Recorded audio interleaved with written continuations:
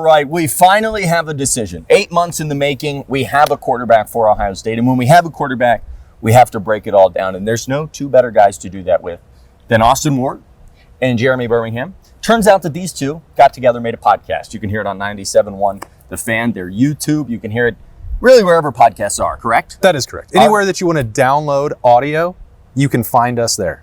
I don't think they have to download anymore, by the way. Oh, you still have to choose download. You could subscribe and then you'll get it automatically, which we could recommend that. Okay. Like and subscribe on the 97.1 The Fan YouTube channel or 10 TV's YouTube channel, where you might be watching right now. You might be right there on 10 TV. All right. They've had enough of the promotions. Let's get into it. We have a starting quarterback. His name is Julian Sayin. First question for each of you guys. Berm, I'll start with you. And you can be honest here. Surprise level that we have a quarterback. 0. Okay. I think that could have gone 1%. And again, we've taken some flack from the online community. Somebody tweeted at me like, "Tell Berm Julian's the quarterback." I'm like, I think he was there. I believe that if Ohio State wasn't opening with Texas, that there is at least a belief or a thought that maybe this competition could have extended another week or two, or maybe you play it out and see what happens for these first couple weeks, because it was, regardless of what anyone wants to believe, like a real competition for Lincoln Kienholz and Julian Sayin for the last 8 months. Now, Ryan Day on Monday said, last week Julian has started to separate. That's what you'd expect to see happen out of the guy who is the former number 1 ranked quarterback in the country, a 5-star prospect. This is what he's built for. And now it's his opportunity to take that and run with it. He's got 2 weeks to prepare for Texas. The game plan can now be built, which is the most important thing. And you ask, like, how surprised are we have an announcement. The fact that Texas game is in 12 days as we record this is why that answer is 0. You have to be able to know this is the guy we're building around. And Julian has done the right things. He's put himself in that position, and now he's the quarterback. My favorite part of today's presser was when Ryan Day was asked about the expectations, and his message was, just win. Just win. Now, hold on. What else? Baby. Just win, baby. Just win, baby. And I love that. He said they're going to let it fly. They want to go out there and just at this point, take a deep breath, Julian. You're the guy. Go play football. How much do you think that helps Julian Sayin? Even starting today at fall camp, even starting training camp, even starting tomorrow. Like, do you think that innately allows someone to take a deep breath? Yeah, I think there's a lot of factors. It's not just for Julian Sayin to take a deep breath. The coaching staff is done with the day-to-day parsing and evaluation of every single rep. Now, they're still going to do that because they're trying to find out what Julian Sayin does best so they can put him in position to beat Texas. But the coaching staff has that opportunity. Julian Sayin has that opportunity. And everyone in this locker room back to my left has that opportunity as well to, okay, that part's over. It's not about every day and going back and forth and head-to-head between Julian and Lincoln anymore. Julian is the guy. Here's the things that are going to put Jeremiah Smith in position to win, Carnell Tate in position to win, Brandon Innes, Max Clare, the offensive line. Everybody has that opportunity to come together and say, this is the course that we're on. This is the journey that you're about to embark on. And it is why Berm said you have to get into 11 days, 12 days out from the Texas game and build a game plan that plays to their strength. Because I don't think that they would look the same for Lincoln Kienholz and Julian Sayin. And, I think that allows Julian Sayin, if it becomes 60, 70, 80% of the first team reps now belong to him, then those are going to be focused on the things that he does best as a quarterback. If this team stops working on as many zone reads because that might suit one quarterback better than the other, fine. Then you might be seeing them stretch the football down the field more than they would have for the other guy. Whatever it is designed now for Julian Sayin. The receivers know that, the tight ends know that, the offensive line, the running backs, the coaching staff all come together. So I think you don't want to make it into one guy is more important than the entirety of the program. When you hear about the brotherhood and it takes everybody on the field to win a game, that part is true. But there's also no disputing the fact that the quarterback position is the most important on a football team. And the quarterback at Ohio State, I think, is the most important player in America. So removing that part from the equation, I think, is hugely significant and then lets you build for 12 days from now. So with all of that, it's the most important position in America. I will say, as much as I said Ryan Day needed to name a starting quarterback on August 18th, like a month ago. Yeah.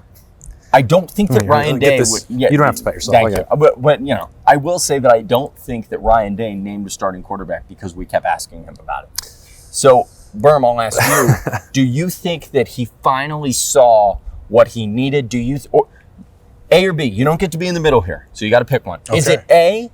he saw what he needed from Julian Sayin. It was time to name this guy the starter. Or B, we've got Texas in 12 days. I've got to name somebody so we can try to game plan and hone in here. I don't think they would have named a starter on Monday if he hadn't seen what he needed to out of Julian Sayin. So that's A. A. Okay. Yes, and I think that it came down to even something as recent as Saturday scrimmage. It's seeing, like, we're going to put you guys out here. Everything you do is going to be graded head-to-head. You're going to compete in everything in this scrimmage. And then Sunday they have a meeting with all the quarterbacks, and every team, every position has their meetings. And if Billy Fessler wasn't able to walk out of that meeting and tell Ryan Day, we're ready, then there would not be a quarterback named today. So I do think that it's Julian Sayin elevating himself and putting himself in that position, because, what Ryan Day talked about on Monday was, obviously, he mentioned first accuracy and the ability to throw the football. We have to throw the football. That was what he said. Mm-hmm. And that's not meant to say that Lincoln Kienholz can't throw the football. It's meant to say that Julian Sayin is a more consistent passer of the football. That is who he is. That's what he does. And then he mentioned seeing the defense, reading the defense, the ability to make plays quickly, the ability to get the ball to your hand quickly, making the routine. Those are all things that Julian was inconsistent with in spring and inconsistent with in the first week of training camp. So what was that? Training camp. Yeah, I think that was it. Both of you two. Feigning camp. But I'm gonna beat it out of but you. that's both. that's why you have 3 weeks of camp to get ready for this. It's not a situation where you have a returning starter. So to just assume that a guy is going to be it, I think is reckless. And Ryan Day and this staff didn't do it. But there's no question that Julian Sayin has earned it in the last week. Okay. Adam, I do think that there's an element, though, that you can't just eliminate the fact that it's 12 days till Texas, because Ryan Day has put two quarterbacks in a game 2 years ago, and so we're going to put them in there on this drive and that time. It didn't work. So I don't think it gave, at that time, Kyle McCord or Devin Brown the best chance to succeed. Or the confidence throughout those final 2 weeks to say, this is my team. This is my role. Because when you went back and you said it yourself, I think if you're trying to prepare somebody to beat Texas, the leader was Julian Sayin, and he was the leader the whole time. It's not a slight to Lincoln Kienholz, and it wasn't a fake competition. He was pushing. But the guy that was ahead in terms of arm talent and potential was Julian Sayin the whole time. Mm-hmm. So I think that experience is also relevant, that Ryan Day had left the door open in the past for two quarterbacks and to let that evaluation play out into the season, and it did not work. I don't think he was ever going to do that in this case. Okay. So I'm sorry to I'm just saying, and he mentioned it, first thing in his press conference on Monday was that Lincoln Kienholz came out and had a great practice. Yeah. And it wasn't like he was down in the dumps or he changed his approach. I mean, Lincoln Kienholz is an Iron Buckeyes, the first quarterback to ever be named one. Like, he's done the right things, but when it comes down to it, or as you like to say, at the end of the day. At the end of the day, that's what it was, not the reality. At the end of the day. At the end of the day, when you have receivers like Jeremiah Smith and Brandon Innes and Carnell Tate and Max Clare and Mylon Graham and Bryson Rogers, Bryson Rogers and all these guys, like, the guy that gets the ball in their hands fastest is the guy that makes the most sense. And so that's why I think ultimately Julian Sayin's the guy. And, that it's going to be a fun ride. He's going to have some ups and downs. I hope people are understanding that. He's still a guy who's entering year 2 of college football with 1 or 2 reps in meaningful games last year, but not in meaningful minutes. And so now we're gonna get to fully experience it again. It's fun, right? Well, so remember how much fun everyone had when CJ Stroud started at Minnesota and everyone wanted him benched at the end of the first half? I think, and I touched on this a little bit, I'm giddy to watch it. I'm excited to see this happen. And Ryan kind of talked about it, to see the development and the steps of this quarterback. The Julian Sayin you see against Texas is going to be far from the Julian Sayin you see against Michigan in the playoff and beyond. And even next year. I mean, think about this. We're talking about a guy that hasn't played a single snap. And by the end of this whole thing, he could have played 32 games. Mm-hmm. I mean, that's an amazing thing that we get to watch the growth from. Will Howard at one point had not played a snap. Got Will Howard in the podcast. There we go. He had not played a snap at football at one point in college. You missed on Tuesday's edition. I didn't get Will in Talking Tuesday. That's brutal. But at some point, CJ, as you just said, didn't play a snap. In the Georgia game, he looked otherworldly. But that's a reminder, Adam, that took 24 games to get to that point. And it wasn't. Are you saying we shouldn't overreact against Texas? I think there's a very prudent approach that involves not overreacting. That wow. would be what I recommend, because there are going to be drives. I don't think that's possible. But it's likely that no matter what happens, there's an overreaction. Look, well, we're going to talk about That's our job. And we're going to have to look at what happened, and you're going to be seeing good and you're going to be seeing bad. That's part of it. When Ryan Day is talking about the journey, Adam, it was not like, well, he went out against Minnesota and he lit the world on fire, and he threw for 400 yards against Oregon, and he was excited. We were excited. But people still wanted to run him out of town. The version that you saw, the fully formed C.J. Stroud, the BPS, the ball placement specialist who was running the football and carving up Georgia and deserved to actually win that game in the Peach Bowl, that took 2 full years of reps and games. And trust to establish. And that's a high bar to expect in game number 1. This is a crazy thing to say, but there's an argument to be made that what Julian Sayin walks into might be better than what C.J. Stroud walked into. Oh, why? Because Jeremiah Smith is on this team? Yeah, well, he's pretty good. And you got Jeremiah Smith, and you had a young Travion Henderson who was still trying to find himself. Well, C.J. Donaldson, somebody said he's nothing. C.J. Donaldson's going to be a great running back here. I think that when you look at the actual core of this offense, it's built to carry Julian until Julian is ready to carry it. With that... Ooh, that was profound. Well, at the end of the day, you got to be profound. So deep. I want to say... I feel like the one thing that no one has talked about, and I've been waiting to hear it, so I'm going to let you both get an opportunity here.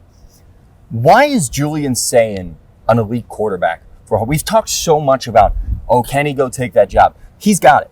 So if Julian Sayin goes out there against Texas and looks like the 5-star number 1 quarterback we talked about, what does that guy look like in your eyes? It's gonna be tough. I don't want to go beyond. If he not for Texas, let's say peak Julian Sayin. What makes him great in your eyes? Why is he the starting quarterback at Ohio State? The thing that we see the most frequently, Adam, and we're gonna watch this against Texas. If you say routine plays routinely, I'm gonna walk off set. I'm not gonna say it, but that is the baseline job requirement to be the We Ohio put a State lot of time and money into building this set. And look, watch him with the accuracy and the quick release. And if you think back to training camp as a true freshman after he got here, there were practices where we would all walk off and say, the guy who made the quickest decisions in some of these drills, who made the most accurate throws, who got the ball out of his hand like before you can even blink, that part has all been natural. That is how Julian Sayin became a 5-star recruit. The potential in his arm is what differentiates him from certainly anybody on this roster, and maybe down the road, anybody else in college football. We'll see. That's the expectation that is on his shoulders. It's not fair to say that he's got to do that against Texas. But as he gets more experience and sees different defensive schemes and how teams are going to try and defend him or take away Jeremiah Smith or where to go if that happens and Carnell's over here, all those things are going to be part of learning and growing to play quarterback. But it's a lot easier to do that if you've shown an aptitude for it already and you have an arm talent that lets you see a decision and make that decision almost simultaneously. I think that's his extraordinary trait. Berm? That last part, what Austin just said, Ryan Day has been very adamant over his 8 years at Ohio State. Like, the one thing he's looking for in quarterbacks is the extraordinary trait. And for Julian, when he was a recruit, it was the processor. It was how fast are you seeing the field? How quickly are you getting rid of the ball? That doesn't change. So now that's elevated. He's gotten better at that now that he's seeing college level defenses and college level speed. That and the ability to put the ball where it needs to be to get it into the hands of a receiver who's moving, get it into the hands of a receiver at the right place. The thing about C.J. Stroud, like we jokingly, in a way, call him the ball placement specialist because he would put the football in places where you're like, well, no one else is going to catch that except for his receiver. Now, he's fortunate. He had like 100 first-round pick receivers on his team, right? The average quarterback playing against... They only allow so many guys on the roster. Playing without those types of receivers, you don't have the luxury as a quarterback to make throws in those places. Mm-hmm. Julian Sayin has that luxury here. So now it's about trusting himself. It's about trusting his read. And it's about saying, I have the best receiving core in America. Brian Hartline said it on Monday. Like, his interest for his receivers is not to be good. It's to be the best in the country. Most people have believed that that's the case for the last 6-7 years. That's not going to change now. So Julian has to just go out there and let it rip. I mean, that is the bottom line. The minute that he starts thinking, the minute he starts worrying about expectations, the minute that he starts worrying about, well, CJ did this or Justin did this or Dwayne had these records, that's when things go haywire. But be your own person. Go out there and run your race and understand you have the best complementary weapons in football on your team. And that includes C.J. Donaldson and James Peoples and Max Clare and Bo Jackson and all of the receivers. So your point that you made is 100% correct. Right now, Julian Sayin doesn't have to be the best player on this offense. He has to get the ball to those guys and do it quickly. And that's why he's Ohio State's quarterback, because that's what his specialty is. I think I said it in the past. Right now, he's driving a Corvette, and he's just got to keep it in the lines. But there's going to be a day where not only is he driving a Corvette, but he is an unbelievable driver of that car. And at that point, what the sky is it's getting your license and your first car being a Corvette, and you're like, well, I could probably drive a lot more aggressive. I could probably go a lot faster. But that first couple weeks, like, you're just as likely to spin off of an on-ramp, and drive yourself into a overpass. What an analogy. I mean, boy, what an analogy. You just don't want to put on that gas until you know the guy can handle it. You could have just said wreck. You should tell Julian just drive that analogy. Just let him know, hey, this is my thought of where you stand. But Ryan Day gave him the keys, and he trusts him to drive this car. So let it rip. All right, last thing before avoid the overpass. Okay. Last thing before we all let her rip. You asked us to be on this show. I love it. I love every minute of it. Lincoln Kienholz. Ryan left a little bit of a door. It was like, and I think it's funny because every time Ryan has been asked about Julian, he's had to mention Lincoln. And every time Lincoln, he's had to mention Julian. And I felt today for the first time, he was like trying to stop himself. Like he started talking about Julian and then he's like, but also Lincoln's really good. And you're like, okay, we get it. He's the guy now. And I appreciate that he always wanted to do that. But it did feel like he left the door open to say Lincoln Kienholz could have his own package. Is that surprising to you guys? Yes and no. I think those are not two answers you can say at the same time. Yes, from the perspective that, like I said, with Kyle McCord and Devin Brown and the way that they approached the beginning of that season 2 years ago did not work. I am not a proponent of rotating quarterbacks, 2 quarterback systems, red zone packages, short yardage situations, whether that was JT Barrett, whether that was Tate Martell, whether that was Devin Brown. I feel like I've been pretty consistent with that. I don't want to change my philosophy and my belief on that now. I don't think, especially against Texas, that it would make sense to carve that out for Lincoln Kienholz. If you are trying to give your team, and Julian Sayin specifically, the best chance to beat Texas, then he needs to be out there for every snap. That's my opinion. I would be surprised if Ryan Day did that, but the reason that I say I'd be surprised if it becomes an option in games. Not against Grambling, not against Ohio. I think there's opportunities for him to play in those games and get Lincoln Kienholz ready for that opportunity down the road. But I don't think that it has necessarily worked when Ryan Day or Ohio State have tried that in the past with 2 quarterbacks. The reason that you wouldn't remove it from consideration, why you'd want it on the table, is that I do think that the speed, that the physicality, the Iron Buckeye nature, all those things, like when you talk about dual threat athleticism, Lincoln Kienholz has that. And he has it in a way that's different than Julian Sayin. That's not to say that Julian can't run, that he wouldn't be effective in a red zone situation if Ohio State asked him to. But I think that's the only part why I'm not surprised that it was mentioned, but I will be surprised if it's used against Texas. Do you think there's a world, and this is, do you think there's a world where it's 4th and 1 and Ohio State sends Lincoln Kienholz in? I don't think says, so. Against Texas? Yeah. No. You don't think so? No, that'd be a really poor decision. Why? He's more physical. Get under center and go.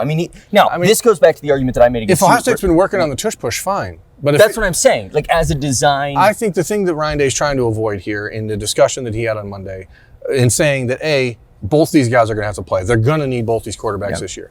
You do not want to pigeonhole Lincoln into this idea that he's a gadget player. Or that's what I was saying. And like his goal is to still develop Lincoln Kienholz into a full-time NFL-ready quarterback. And so that doesn't change just because Julian's the starter. Like, yes, you're going to find times, I think, especially Grambling, Ohio, those early season games, you're going to see Lincoln Kienholz go out there for a couple series. I would feel pretty confident about that. Yeah. Especially if Julian Sayin goes out in week 1 and looks like lights out, like the parts. Now, if he struggles in week 1, I think that there's maybe an argument to not do that because again, you don't want to risk. Yeah, you don't want to risk uprooting that confidence that he's gaining. But like, you don't want to tell Lincoln Kienholz that you're our red zone guy. Like that was a terrible idea for JT Barrett. It didn't work for Tate Martell because the minute you walk that guy into the game, everyone knows what's happening. So I think it's a bad decision. I don't think it will happen in week 1. Will there be a Lincoln Kienholz package in this offense?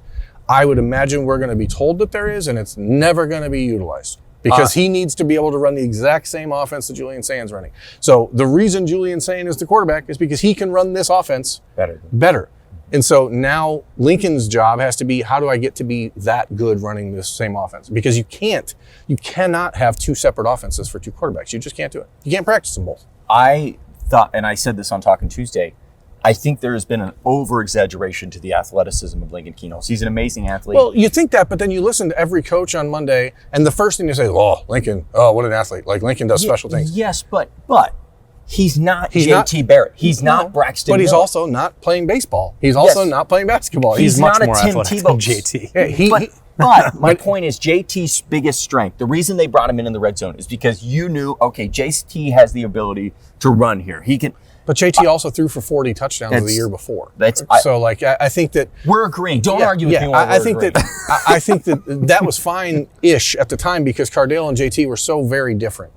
But you had a year of tape where JT finished 6th in the Heisman voting as a redshirt freshman. Like, he was not someone that you put him out there like, well, he can't throw. Yeah. Like the belief is that Julian is significantly better as a passer than Lincoln. So the offense needs to pass the football to win, right? Guys, we're getting so close to season kickoff. Oh, gosh. I'm so giddy. We have a starting quarterback. We have pretty much every other position. I mean, the two things we all wanted to know were left tackle and quarterback. We have them both now. We're done. Everything else we'll figure out along the way. We also know that Caleb Downs is going to be... He's the starter. He's the leader at safety. He's the leader at safety. That's what we learned on Monday. Last thing. Did you know that say Berm that has already? two different colored eyes? No, I don't. His left is green. No, and that's my contact. It's the light from my contact. Oh. Well, that's what I've been thinking about the whole time. Or you guys I been have talking. sepsis. Oh, alrighty then. You can hear That's both a of them. lot to learn on this episode. You can hear both of them on 97.1 The Fan. They're the best in the Is business. sepsis green? The Austin and Berm Show. Hear it 5 days a week, Monday through Friday. Monday through Friday. And you'll see a lot of them on Wall to Wall Sports. But also 10 the TV season's Plus. coming up, so it'll be on Saturday. On Saturdays as well. Maybe even Sundays. Maybe, Also on Sundays, Maybe probably. 8 times throughout the week. Who knows? They are the best in the business. Austin Berm, I'm Adam King. Thanks for watching.